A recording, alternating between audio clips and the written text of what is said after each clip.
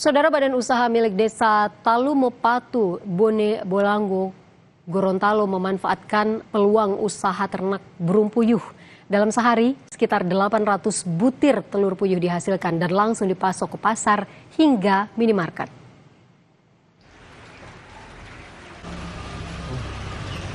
Usaha ternak burung puyuh menjadi salah satu sumber pendapatan bagi Badan Usaha milik Desa atau BUMDes Talumopatu di Kabupaten Bone Bolango, Gorontalo. Dari 900 ekor burung puyuh, setiap harinya dapat menghasilkan sekitar 800 butir telur. Telur-telur ini kemudian dikemas dan didistribusikan antara lain ke pasar dan juga minimarket. Dengan pola perawatan yang terbilang sederhana, burung puyuh dapat bertelur setiap hari sehingga membuat perputaran ekonomi berjalan cepat dan stabil. Kami mengambil satu-satunya puyuh karena di desa-desa lain belum ada puyuh.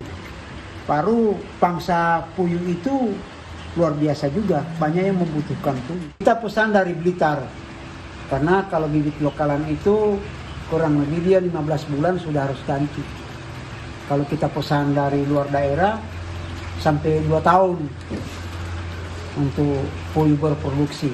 Sesuai perawatan puyuh itu hanya pemberian air minum, pakai pita stres, dan pakan.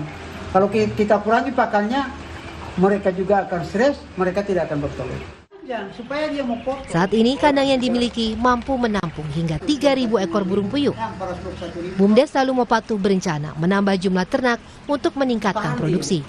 Usaha ini pun menjadi salah satu upaya mendorong pendapatan desa secara berkelanjutan. Fikar Buntuan, Kompas TV, Bone Bolango, Gorontalo.